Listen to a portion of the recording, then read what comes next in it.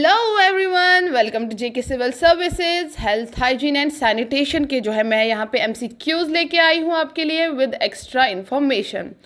Alright, चलिए हम start करते हैं। पहला MCQ, in which year the world health organisation was founded? 1989, 1967, 1948 and 1956 जो है यहाँ पे ऑप्शंस दिए गए हैं। तो इसका करेक्ट ऑप्शन जो है 1948 है। तो दूसरा एमसीक्यू जो है, what is the full form of वॉश? वॉश की फुल फॉर्म क्या है? यहाँ पे जो ऑप्शंस दिए गए हैं, waste, safety, health, water, sanitation and hygiene, water, safety and hygiene, water, sanitation and health. इसका जो करेक्ट ऑप्शन है वो है water, sanitation and hygiene. Alright, who is the present minister of AYUSH? AYUSH का प्रेजेंट मिनिस्टर कौन है? इनके ऑप्शंस है श्री श्रीपद यसो नायक, मनसुख एल मांडविया, भारती पवार या सर्बानंदा सोनोवाल। इसका करेक्ट ऑप्शन जो है वो है सर्बानंदा सोनोवाल। यहाँ पे जो आप करेंगे, ये जो तीन एमसीक्यूज है, ये वहाँ पे हमारी जो मैंने लास्ट लेक्चर दिया था उसमें कुछ करेक्शंस आई हुई थी, तो आप प्लीज़ ये क्लियर करिएगा। हमने हालांकि कमेंट सेक्शन में बोला था इनके आंसर्स जो थे हमने बोले थे, मे बी आप लोगों ने देखे हो या किसी ने नहीं देखे हो, तो आप प्लीज़ ये नोट डाउन कर लीजिएगा वहाँ पे करेक्शंस। ऑलराइट, इसके बाद का हम देखते हैं, any condition that interferes with the normal body function due to some reasons is called. हमारी बॉडी की नॉर्मल फंक्शन अगर किसी की वजह से जो है डिस्टर्ब हो जाएगी या कोई नॉर्मल हमारी फंक्शन जो है किसी कंडीशन की वजह से इंटरफेयर हो जाएगी, तो उस कंडीशन को हम क्या बोलते हैं? ऑप्शंस है डिजीज, हेल्थ, नन या हेरिडिटी। इसका जो करेक्ट ऑप्शन है वो है डिजीज। ऑलराइट, इसके बाद जो है, a state of complete physical, mental and social wellbeing and not merely the absence of disease is defined as. ये मैंने आपको वहाँ पे बोला था पहले ही कि हम हेल्दी किसको बोलते हैं, जिसमें फिजिकल फिटनेस भी, मेंटल फिटनेस भी और सोशल फिटनेस भी तीनों होंगी। Not merely the absence of disease, सिर्फ डिजीज़ के एब्सेंस होने को हम हेल्दी नहीं कहते। तो इसका जो करेक्ट ऑप्शन है वो हेल्थ है। चलिए आगे बढ़ते हैं।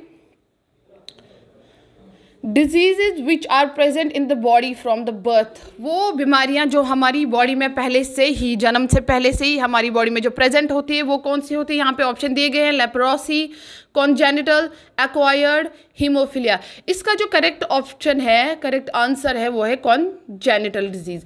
और जो डिजीज़ हमारी बर्थ के बाद आती है वो है एक्वायर्ड डिजीज़। ये मैंने आपको वहाँ पे बोला हुआ है। आगे बढ़ते हैं। Diabetes is a group of inherited blood disorder in which the blood loses its ability to clot. ये हमारी ब्लड की एक बीमारी है, हमारी नहीं होती है ब्लड की बीमारी, ठीक है।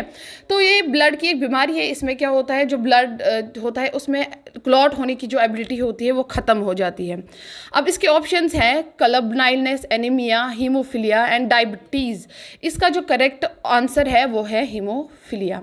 हीमोफीलिया जो है वो भी एक कॉन्जेनिटल डिजीज़ है, हेरिडिटरी डिजीज़ है। ऑलराइट, तो इसके बाद हम देखते हैं एक्वायर्ड डिजीज डेवलप। ये मैंने आपको ऊपर ही बोला और मैंने पीछे बोला भी है लेक्चर में। एक्वायर्ड डिजीज जो है वो डेवलप आफ्टर बर्थ, हमारे लाइफ स्पैन में कभी भी हो सकती है। इसका करेक्ट ऑप्शन जो है वो है बर्थ। इसके बाद आता है disease that can not be pass from infected person to healthy person. वो बीमारी जो एक पर्सन से दूसरे पर्सन को नहीं लग सकती है, वो कौन सी बीमारी कहलाती है? यहाँ पे ऑप्शन दिए गए हैं, कम्युनिकेबल, नॉन कम्युनिकेबल, इन्फेक्शियस। ये हमें पता ही है, जो एक पर्सन से दूसरे पर्सन को नहीं लगेगी उसको नॉन कम्युनिकेबल डिजीज़ बोलते हैं, नॉन इन्फेक्शियस डिजीज़ भी। ऑलराइट, आगे बढ़ते हैं। HIV एड्स कौन सी बीमारी है? कम्युनिकेबल है, नॉन कम्युनिकेबल है, कॉन्जेनिटल है या नन?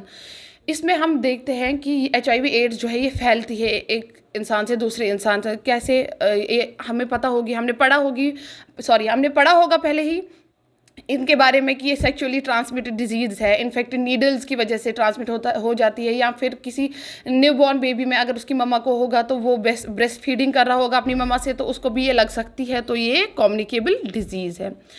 और राइट, इसका जो करेक्ट ऑप्शन है वो कम्युनिकेबल डिजीज़ है। चलिए आगे बढ़ते हैं। What is the single most effective way to prevent the transmission of disease?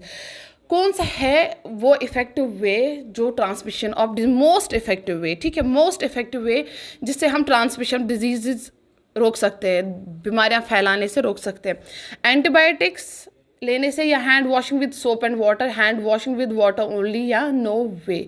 इसमें जो करेक्ट ऑप्शन है hand washing with soap and water. Hand washing का जो है बहुत ही ज़्यादा इंपॉर्टेंट रोल है हमारी लाइफ में, क्योंकि बहुत सारी बीमारियां, वैसे भी हम देखते हैं बहुत सारी क्या सारी बीमारियां ही लग जाती है हाथों की वजह से जो भी इन्फेक्शस होती हैं, ठीक है। At least how many times should one wash teeth, कितनी बार दिन में हमें अपने दांत धोने चाहिए। इनके ऑप्शन है once a day, thrice a day, twice a day या नन, इनमें से कोई ऑप्शन ही नहीं है। अब जो इसका करेक्ट आंसर है वो है ट्वाइस अ डे, दिन में 2 बार ब्रश करना ही करना चाहिए। इसके बाद जो है how long approximately should you wash your hand, आपको अपने हाथ अप्रॉक्सीमेटली कितनी देर तक धोने चाहिए। ये बहुत सारे एड्स में आता है कि हाथ कितने टाइम तक धोने चाहिए। इसके जो ऑप्शन यहाँ पे है 1 मिनट, 20 सेकेंड, 5 सेकेंड या 15 सेकेंड। इसका करेक्ट ऑप्शन जो है आंसर जो है वो है 20 सेकेंड्स। ऑलराइट, तो आगे बढ़ते हैं। The period between the exposure to an infectious and the appearance of first symptom are called. यहाँ पे क्या है, ये क्या बोलता है, वो पीरियड, वो टाइम पीरियड जब अगर हमारी बॉडी में कोई इन्फेक्शियस एजेंट जो है घुस गया और उसने जो है हमारी बॉडी में रिएक्शंस करना स्टार्ट कर दिया और हमारी बॉडी में कुछ सिम्टम्स अपीयर होने लग गए, वो पीरियड सिम्टम्स अपीयर होने से पहले और मतलब जो हमारी बॉडी में उस इन्फेक्शियस एजेंट के घुसने के बाद और उसके सिम्टम्स से पहले वो जो पीरियड कहलाता है, उस पीरियड को हम क्या बोलते हैं। या ऑप्शंस है infection period, incubation period, malnutrition, none. इसका जो करेक्ट आंसर है वो है इंक्यूबेशन पीरियड। ऑलराइट, अब यहाँ पे आगे बढ़ते हैं। Expanded form of HIV is, HIV को क्या बोला जाता है, यानी कि HIV की ये एक एब्रिवेशन है, तो इसका फुल फॉर्म क्या है। ऑप्शंस है health immunodeficiency virus, human immunity deficiency virus, यहाँ पे मैंने ये शॉर्ट में लिखा है ह्यूमन इम्यूनोडिफिशियंसी वायरस या ह्यूमन इम्यून डिफिशियंसी वायरस, ठीक है। इसका जो करेक्ट आंसर है वो है ह्यूमन इम्यूनोडिफिशियंसी वायरस, ठीक है, ये आप नोट डाउन करिएगा। इसके बाद है what is electronic health recorder. Electronic health recorder से हम क्या करते हैं, इसका क्या फंक्शन है। ऑप्शंस दिए गए हैं। It is distributed personal health record in digital form, it is a recorder which record health, it is an instrument which records blood pressure या none of the above। Health recorder जब का जो काम है ये हमारी जो पर्सनल हेल्थ इंफॉर्मेशन होती है वो हमें डिजिटल फॉर्म में प्रोवाइड करती है, तो इसका जो करेक्ट आंसर है ए है। आगे बढ़ते हैं। Which of the following is true about bacteria. Bacteria के बारे में इनमें से कौन सा ऑप्शन जो है वो सही है। यहाँ पे दिया गया option number A, bacteria needs air to survive, bacteria multiplies and grows faster in warmer environment, every type of bacteria can give people food poisoning, by freezing food you can kill bacteria, ठीक है। इसका जो correct option है, मैंने आपको वहाँ पे बताया था कि बैक्टीरिया के हैबिटेट में वो मल्टीप्लाई और ग्रो हो जाता है fast and in warm environment. इसको जो होती है वार्म एनवायरनमेंट की बहुत ज़्यादा ज़रूरत पड़ती है और ये हर किसी एनवायरनमेंट में पाया जाता है। The smallest form of bacteria is, ये सारी जो फॉर्म्स हैं ये ऑप्शंस में दी गई हैं, ये सारी जो है बैक्टीरिया की फॉर्म्स हैं, ठीक है। वाइब्रो जो है कॉमा शेप्ड बैक्टीरिया को हम बोलते हैं, रॉड शेप्ड बैसाइले को बोलते हैं, ये स्फेरिकल होता है और ये स्पाइरल शेप्ड होती है। अब इनमें से जो है कौन सा सबसे छोटा बैक्टीरिया है, वो है कोकाई, ठीक है, ये याद रखिएगा। Which one of the following disease is caused by bacteria. इनमें से कौन सी वो बीमारी है जो बैक्टीरिया की वजह से होती है। Small pox, chicken pox, tuberculosis या रेबीज। स्मॉल पॉक्स भी वायरल है, चिकन पॉक्स भी वायरल है, रेबीज़ है, डॉग बाइट्स की वजह से हो सकता है, या कोई भी जो मतलब एनिमल होगा उसकी बाइट या स्क्रैच की वजह से हो सकता है। तो इसका जो करेक्ट आंसर है ट्यूबरक्लोसिस, ये मैंने शायद वहाँ पे ऑप्शंस में दिया हुआ है। ऑलराइट, चलिए आगे बढ़ते हैं। इसके बाद नॉर्मल बॉडी टेम्परेचर। अब जो ट्यूबरकुलोसिस है, सॉरी आगे बढ़ते हैं। Normal body temperature of human body कितना होता है, ठीक है, हमारी बॉडी का नॉर्मल टेम्परेचर है वो कितना होता है। इसके ऑप्शंस है 40.5 डिग्री फ़ारेनहाइट, 98.6, 36.9 या 82.4। इसका जो करेक्ट आंसर है वो है 98.6 डिग्री फ़ारेनहाइट। चलिए आगे बढ़ते हैं। Which one of the following is a water borne disease. Water borne disease इनमें से कौन सी है जो गंदे पानी की वजह से लग सकती है। इसके जो ऑप्शंस है smallpox, polio, cholera, none. इसका जो करेक्ट आंसर है वो है कॉलरा। कॉलरा जो है ये एक वाटर बॉर्न डिजीज़ है, गंदा पानी पीने की वजह से जो बीमारी होती है वो कॉलरा है। इसके बाद है strongest muscle of man of found in. सबसे स्ट्रॉन्गेस्ट मसल हमारी बॉडी में कहाँ पे पाए जाते हैं। रिस्ट, हमारी रिस्ट में, फिंगर, जॉ या लेग्स में। इसका करेक्ट आंसर जो है वो है जॉ में, ठीक है, मुंह में, जॉज में हमारे। इसके बाद है वायरसेस आर। वायरसेस क्या होते हैं। Complete saprophytes, total parasites, partial parasites या पार्शियल सैप्रोफाइट्स। मैंने आपको बोला था वहाँ पे वायरसेस को जो है लिविंग होस्ट चाहिए होता है ज़िंदा रहने के लिए, है ना। तो मतलब अब इनको जब लिविंग होस्ट की ज़रूरत पड़ती है तो ये पैरासाइट्स हो गए। तो वायरसेस जो है इसका जो करेक्ट आंसर है ये टोटल पैरासाइट्स होते हैं, टोटली डिपेंडेंट होते हैं लिविंग ऑर्गेनिज्म में ज़िंदा रहने के लिए। आगे बढ़ते हैं। कॉन्जक्टिवाइटिस इज़ अ ये कौन सी डिजीज़ है। वायरल डिजीज़ है, बैक्टीरियल डिजीज़ है, फंगल डिजीज़ है या नन। कॉन्जक्टिवाइटिस जो है ये आंखों की बीमारी है, इसको पिंक आई भी बोलते हैं। ऑलराइट, तो कॉन्जक्टिवाइटिस जो है ये एक वायरल डिजीज़ है, ठीक है, याद रखिएगा। सिंगल सेल्ड फंगाई कौन से हैं। ये सारे जो है यहाँ पे ऑप्शन में फंगाई दिए गए हैं।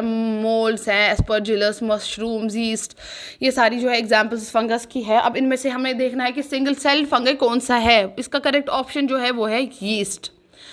ऑलराइट, आगे बढ़ते हैं। प्रोटोजोन्स क्या होते हैं। वो सिंगल सेल्ड होते हैं, डबल सेल्ड होते हैं या मल्टी सेल्यूलर होते हैं। इसका करेक्ट ऑप्शन जो है वो है मल्टीसेलुलर। प्रोटोजोन्स जो होते हैं वो मल्टी सेल्यूलर होते हैं। इसके बाद देखते हैं एमीबिक डिसेंट्री या फिर एमीबियासिस भी उसका नाम है। एमीबिक डिसेंट्री या एमीबियासिस इज कॉज्ड बाय, किसकी वजह से होता है। यहाँ पे है ऑप्शन में salmonella typhi, vibrio cholera, entamoeba histolytica या फिर नन ऑफ द अबव। इसका जो करेक्ट ऑप्शन है वो है एंटीएमेबा हिस्टोलिटिका। ये जो सैल्मोनेला टाइफी है इसकी वजह से टाइफाइड होता है, और ये वाइब्रो कॉलरा है, ये किसका कॉजिंग एजेंट है, कौन सी डिजीज़ का, कॉलरा का। ऑलराइट, ये याद रखिएगा, नोट डाउन करिएगा। Communicable diseases can spread through an infected person to और through various mode such as air, water, food, organism is known as. कोई भी कम्युनिकेबल डिजीज़ हमें पता ही है एक इन्फेक्शियस पर्सन से या से हेल्दी पर्सन को लग सकती है। तो वो कैसे लग सकती है, एयर, वाटर, फूड, ऑर्गेनिज्म्स ये सोर्सेज बन जाते हैं। इनको हम क्या बोलते हैं, जो भी ये बीच में आते हैं जिनकी वजह से फैलती है, इनको क्या बोला जाता है। मॉस्किटोज, वेक्टर्स, एरोसॉल्स, सॉरी यहाँ पे नन। ऑलराइट, तो यहाँ पे जो है इसका जो करेक्ट ये आंसर है वो है वेक्टर्स। उनको क्या कहा जाता है जिनकी वजह से बीमारियाँ फैलती हैं, वो वेक्टर्स कहलाए जाते हैं। फिर indicator of poor water quality वो कौन सा है, जो अगर हमारे पास पुअर वाटर होगा तो इसका इंडिकेटर कौन कहलाया जाता है। ऑलराइट, कौन है इसका indicator. Caddis fly larva, mayfly larva, black fly larva या रिफल बीटल। इसका जो करेक्ट आंसर है वो है ब्लैक फ्लाई लार्वा। ये जो मे फ्लाई लार्वा है ना, ये यहाँ पे black fly larva poor water quality, ये जो है गुड वाटर क्वालिटी का इंडिकेटर है, ठीक है, मे फ्लाई लार्वा। आगे बढ़ते हैं। अप्रॉक्सीमेटली कितने number of people in the world lack access to clean and safe water. कितने लोगों के पास जो है अप्रॉक्सीमेटली दुनिया में जिनके पास क्लीन और सेफ वाटर नहीं है। 534 मिलियन, 1 बिलियन, 785 मिलियन या 2.3 बिलियन। इसका जो करेक्ट आंसर है वो है 785 मिलियन। ऑलराइट, चलिए आगे बढ़ते हैं। What is waste water. Waste water हम किसको कहते हैं। Water release from kitchen sink showers extra, या water release from toilets, both या नन। इसका जो करेक्ट आंसर है वो बोथ है। वेस्ट वाटर जो होता है वो वाटर हमारे घर से जो भी निकले, हमारे किचन से निकले या हमारे टॉयलेट से निकले, वो वेस्ट वाटर कहलाता है। तो इसका आंसर जो है बोथ है। Waste water release from houses, अब जो हमारे घरों से वेस्ट वाटर निकलता है उसको हम क्या बोलते हैं? स्लज बोलते हैं क्या, या स्कम बोलते हैं, या स्वेज, या ग्रे वाटर। जो हमारे हाउसेज से वेस्ट वाटर सारा निकलता है, चाहे वो किचन से निकले, टॉयलेट से निकले, उस सारे को बोलते हैं हम सीवेज। ठीक है, इसका जो करेक्ट आंसर है वो सीवेज है। वहाँ पे सीवेज ट्रीटमेंट प्लांट में मैंने आपको बोला होगा कि मतलब पहले वो जो बॉटम पे जमा हो जाती थी वो सैंड वैंड क्ले वगैरह, प्राइमरी ट्रीटमेंट में वो स्लज कहलाती थी, और जो टॉप पे जमा होती थी उसको स्कम कहते हैं। ये ऑयल ग्रीस वगैरह होते हैं। ठीक है, वहाँ पे जो है प्राइमरी ट्रीटमेंट में स्लज और स्कम को अलग किया जाता है और उस स्टेप को क्लैरिफिकेशन स्टेप भी बोला जाता है। ठीक है, ये मैं आपको यहाँ पे एक्स्ट्रा इन्फॉर्मेशन प्रोवाइड कर रही हूँ, आप ये नोट डाउन कर लीजिएगा। चलिए आगे बढ़ते हैं। Sewage is mainly generated from, sewage mainly कहाँ से निकलता है? हाउसेज से निकलता है, फैक्ट्री से निकलता है, ऑफिसेज या हॉस्पिटल से निकलता है। इन ऑप्शंस में से जो करेक्ट ऑप्शन है वो हाउसेज है। सीवेज कहाँ से मेनली जनरेट होता है? हाउसेज से। Effluents are mainly generated from, इनके ऑप्शन है हाउसेज, फैक्ट्रीज, ऑफिसेज, हॉस्पिटल्स। इसका करेक्ट आंसर जो है वो है फैक्ट्रीज। इफ्लुएंट्स जो है कहाँ से निकलते हैं? फैक्ट्रीज से। आगे बढ़ते हैं। Which process is use to remove dirt and sand from waste water, वो कौन सी प्रोसेस है जिससे डर्ट एंड सैंड जो है वो रिमूव हो जाती है वेस्ट वाटर से? वो एरिएशन है, या क्लोरिनेशन है, या फ्लोकिलेशन, या उस प्रोसेस को सेडिमेंटेशन बोलते हैं। इन सारे ऑप्शंस में जो है वो करेक्ट ऑप्शन है सेडिमेंटेशन। वो प्रोसेस कहलाती है जिसकी की वजह से हम जो है डर्ट और सैंड रिमूव कर पाते हैं फ्रॉम वेस्ट वाटर। आगे देखते हैं। Which of the following illness is cause due to non availability of sanitation facilities, अगर हमारे पास प्रॉपर सैनिटेशन फैसिलिटीज़ नहीं होगी तो इनमें से कौन सी बीमारियां लग सकती है? Fever, cold, diarrhoea and none. ये जो इन ऑप्शंस में इसका करेक्ट ऑप्शन है वो है डायरिया। ठीक है, याद रखिएगा।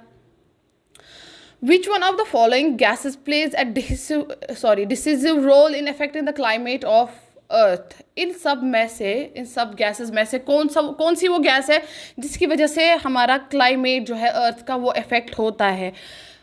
ऑप्शंस है ऑक्सीजन, नाइट्रोजन, कार्बन डाइऑक्साइड या हाइड्रोजन, और जो करेक्ट आंसर है वो कार्बन डाइऑक्साइड है। कार्बन डाइऑक्साइड जो है इसका जो है हमारे ग्लोबल वार्मिंग के साथ बहुत इसका जो है बहुत इफेक्ट है। ऑलराइट, चलिए आगे बढ़ते हैं। Which fruit is rich in potassium, potassium सबसे ज़्यादा इन फ्रूट्स में से किस में होता है? बनाना, मैंगो, ऑरेंज या पेयर। इसका जो करेक्ट आंसर है वो है बनाना। बनाना में पाया जाता है पोटेशियम ज़्यादा। ये जो मैं आपको यहाँ पे ये MCQs करा रही हूँ एक्स्ट्रा इन्फॉर्मेशन है आपके लिए। ऑलराइट, तो चलिए आगे बढ़ते हैं। Which one of the following acts like a fuel driving the body, fuel in driving the body. ये मतलब फ्यूल की तरह काम करता है। ये कौन सा इनमें से है जो हमारी बॉडी में जो है एज फ्यूल एक्ट करता है? वो प्रोटीन्स हैं, या कार्बोहाइड्रेट्स हैं, वाइटामिन्स हैं, या वाटर है? इसका जो करेक्ट ऑप्शन आंसर है वो है कार्बोहाइड्रेट्स। ठीक है, आगे बढ़ते हैं। टोटल एसेंशियल वाइटामिन्स कितने हैं? 13 हैं। कितने हैं? 13। और 13 जो है डिवाइड किए गए हैं water soluble and fat soluble vitamins में। ठीक है, चलिए आगे बढ़ते हैं। Who invented the flushing toilet in 1596? वो कौन था जिसने पहला फ्लशिंग टॉयलेट 1596 में इन्वेंट किया था? ऑप्शन है Joseph Bramah, George Jennings, John Harington या नन। इसका जो करेक्ट आंसर है वो है जॉन हेरिंगटन, जिन्होंने पहला फ्लशिंग टॉयलेट जो है इन्वेंट किया था। चलिए आगे बढ़ते हैं। On 2 October 2014 Swachh Bharat run in New Delhi was organised at, ये जो है ये स्वच्छ भारत अभियान जो है ये स्कीम ये कहाँ पे ऑर्गेनाइज की गई थी? ऑप्शंस है राजघाट, राष्ट्रपति भवन, प्रगति मैदान या नन। इसका जो करेक्ट आंसर है वो है राष्ट्रपति भवन में ऑर्गेनाइज किया गया था। Which is the tank on the back of a toilet? इनमें से कौन सी टैंक है जो टॉयलेट के बैक पे होती है? ठीक है। सोप टैंक, ऑप्शंस है soap tank, septic tank, flush tank या नन। हमें पता ही है, ये सबको ही पता होगी, इसका जो आंसर है फ्लश टैंक जो होती है टॉयलेट सीट के पीछे होती है। ये जो सेप्टिक टैंक होती है ये भी एक वेस्ट वाटर ट्रीटमेंट में हम यूज़ करते हैं। Septic tanks mainly rural areas में यूज़ किया जाता है क्योंकि वहाँ पे जो है सीवेज ट्रीटमेंट प्लांट्स का जो है वहाँ पे होता नहीं है उतना, तो वहाँ पे सेप्टिक टैंक्स अंडरग्राउंड टैंक्स होती है जिनकी वजह से वेस्ट वाटर जो है ट्रीट किया जाता है और फिर फील्ड्स वगैरह में डाला जाता है। चलिए आगे बढ़ते हैं। What causes acid rain? Acid rain किसकी वजह से होती है? ऑप्शन है sulphur and nitrogen compounds from power plants, factories and motor vehicles, carbon dioxide from power plants, factories and motor vehicles, sulphur and nitrogen given off by plants as the weather warms in summer, carbon dioxide and methane given off by Arctic soils as they warm up. इसमें से correct answer जो है वो है पहला A, sulphur and nitrogen compounds from power plants, factories and motor vehicles, इनके बीच जब reaction होती है तो एसिड रेन होती है। और एसिड रेन जो है ये एयर पोल्यूशन की वजह से होता है। ठीक है, आगे बढ़ते हैं। How many people in the world do not have access to toilets? अब कितने ऐसे लोग हैं दुनिया में जिनके पास अभी भी टॉयलेट्स की सुविधाएं नहीं है? ठीक है, ऑप्शंस है 10 मिलियन, 1.4 मिलियन, 100 मिलियन या 1.7 बिलियन। इसका जो करेक्ट आंसर है 1.7 बिलियन है। अभी भी 1.7 बिलियन लोग जो है दुनिया में उनके पास टॉयलेट्स प्रॉपर नहीं है। चलिए आगे बढ़ते हैं। In which year was national urban sanitation policy launched? किस साल में जो है national urban sanitation policy launch हुई थी? आंसर है इसका, सॉरी, ऑप्शन जो दिए गए हैं 2006, 2012, 2009, 2008। इसका करेक्ट ऑप्शन जो है वो है 2008। क्लीनेस्ट सिटी इन वर्ल्ड, वहाँ पे मैंने आपको बहुत सारी क्लीनेस्ट स्टेट सिटी के बारे में इंडिया की बताई थी, वो भी आ सकते हैं, वो आप अच्छे से लर्न करिएगा। तो यहाँ पे मैं आपको बता रही हूँ इस टाइम पे cleanest country of world, cleanest country दुनिया की कौन है? ऑप्शन है सिंगापुर, ऑस्ट्रिया, क्यूबा, फ्रांस। इसका जो करेक्ट आंसर है वो है सिंगापुर। आगे बढ़ते हैं। पोल्यूटेड रिवर ऑफ इंडिया कौन सा है? ठीक है, कौन सा है पोल्यूटेड रिवर इंडिया का? ऑप्शंस है इंडस, तापी, गंगा, यमुना। इसका जो करेक्ट आंसर है वो यमुना है। आगे बढ़ते हैं। World toilet day is celebrated on, कब सेलिब्रेट होता है? ऑप्शंस है 1 जुलाई, 4 फेब, 10 नवंबर या 19 नवंबर। और इसका करेक्ट आंसर जो है वो है 19 नवंबर जो है वर्ल्ड टॉयलेट डे सेलिब्रेट किया जाता है। तो इसके बाद है what type of material are most toilets made up of? Most toilets किस मटेरियल के बने होते हैं? ऑप्शंस है ग्लास, सीमेंट, पोर्सलेन या ऑल ऑफ देम। ठीक है, यहाँ पे जो है मोस्टली टॉयलेट जो है पोर्सलेन के बने होते हैं क्योंकि ये पोर्सलेन जो है ये एक बहुत ही हार्ड सब्सटेंस होता है और नॉन पोरस होता है। ठीक है, चलिए ठीक है, ये हो गया हमारा एमसीक्यूज़ का पोर्शन। आई होप आप सबको ये सारा समझ आ गया होगा अच्छे से। तो चलिए, अल्लाह हाफिज़।